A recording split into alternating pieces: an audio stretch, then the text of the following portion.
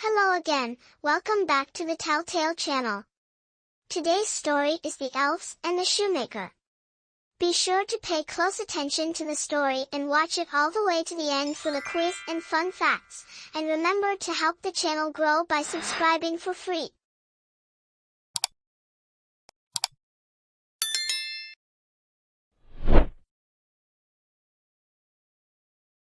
The Elves and the Shoemaker.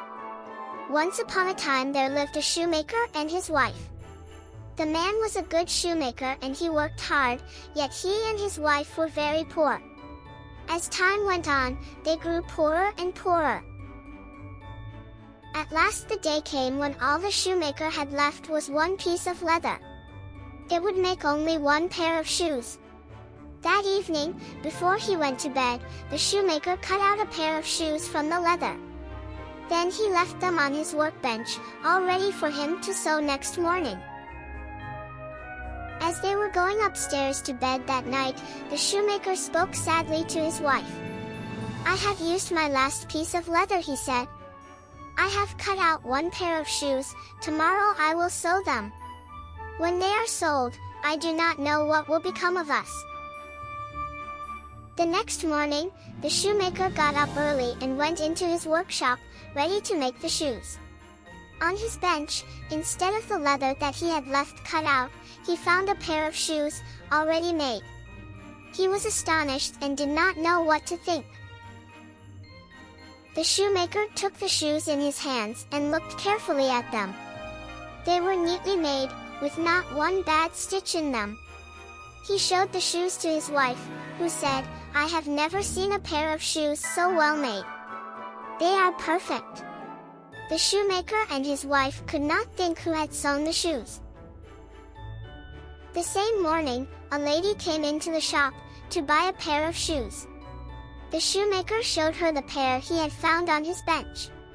She said, "I have never seen such well-made shoes." The lady tried on the shoes and they fitted her perfectly. She was so pleased with them, that she paid the shoemaker twice the usual price. With the money the shoemaker was able to buy leather for 2 pairs of shoes. That night before he went to bed, he cut out 2 pairs of shoes. He left them on his workbench, all ready for him to sew in the morning. The next morning, the shoemaker got up early and went into his shop, to make the shoes. But he had no need to do so. On his bench he found the 2 pairs of shoes, already made. He took the shoes in his hands and looked carefully at them. Once more he found that they were neatly made, with not one bad stitch in them.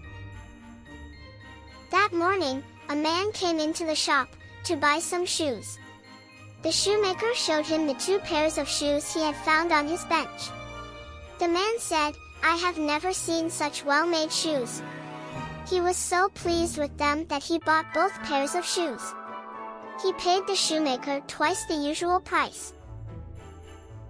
With the money, the shoemaker was able to buy leather for 4 pairs of shoes. That night, before he went to bed, he cut out 4 pairs of shoes. He left them on his workbench, all ready for him to sew in the morning. The next morning, the shoemaker got up early and went into his shop, to make the shoes. But he had no need to do so. On his bench, he found the 4 pairs of shoes already made. He took the shoes in his hands and looked carefully at them. Once more he found that they were neatly made, with not one bad stitch in them. And so it went on. Every night, the shoemaker cut out some shoes and left them on his workbench. Every morning, he found the shoes, all neatly made. Many rich customers came to his shop to buy these perfect shoes. So, in time, the shoemaker and his wife became rich. Yet the shoemaker and his wife still had no idea who made these perfect shoes for them. One evening not long before Christmas, when the shoemaker had finished cutting out shoes, he went to his wife. "We still do not know who sews the shoes for us," he said. "Shall we stay up tonight to see who it is that helps us?" His wife thought that this was a very good idea. So she lit a candle and they went into the workshop. They hid themselves in a corner of the room, behind some clothes which were hanging there. Then the shoemaker and his wife waited quietly and watched to see what would happen. For a long time nothing happened. Then, just as the clock struck 12, the door of the workshop opened quietly. In came two tiny elves. They were dressed in old clothes and their feet were bare. They did not see the shoemaker and his wife, who were hiding in the corner, watching them. The elves jumped onto the workbench and took up the shoes that were cut out. They began to stitch and sew and hammer. They worked so neatly and so quickly that the shoemaker could hardly believe his eyes. The elves did not stop for a moment until all the cut-out shoes were finished. Then they ran quickly away. The next morning, at breakfast, the shoemaker asked his wife, "How can we thank these little elves, who have made us so rich and so happy?" "I know what we can do," said his wife. "We can make them new clothes and shoes. Their own clothes are ragged and their feet are bare." During the evenings that followed, the shoemaker and his wife began to make new clothes for the elves.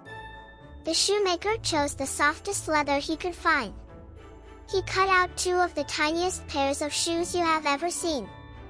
Then he stitched the shoes as carefully as ever he could. The shoemaker's wife cut out two white shirts, two small green jackets, and two pairs of trousers to match. She sewed them with tiny stitches. She made two little caps, each with a feather in it. She also knitted two pairs of wee white stockings.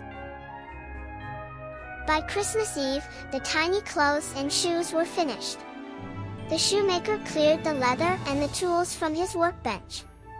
He and his wife laid their presents on the bench, instead of the usual work. Then they hid themselves, as they had done before, and waited to see what the elves would do. Just as the clock struck 12, the door opened quietly, as before. The two elves came running in. They still wore old clothes and their feet were blue with cold. They jumped onto the bench, ready to get to work at once. But there was no leather on the bench, only the tiny clothes.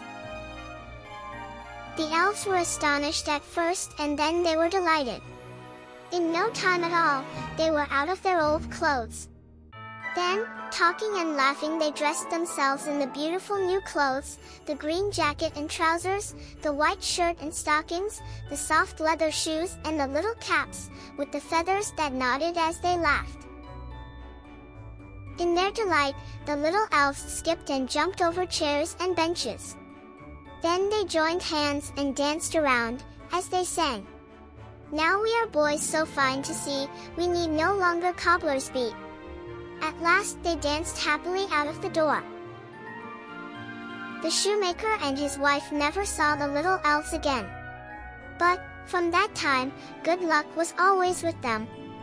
They were rich and happy for the rest of their lives. The end. Fun fact: shoemakers are also known as cobblers. Were you paying close attention to the story? Try the fun quiz. What color were the jackets and trousers that the old lady made for the elves? The answer is green.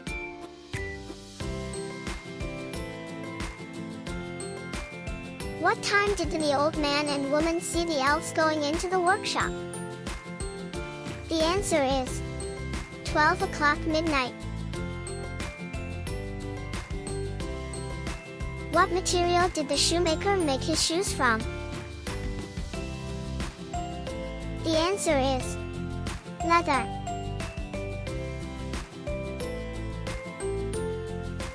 Fun fact: The Elves and the Shoemaker was first published by the Brothers Grimm. Thanks for watching. See you soon. Remember to like and subscribe for free to the Telltale channel and click the notification bell for more stories, quizzes, and fun facts. Check out the channel's playlist for more telltale stories and fairy tales.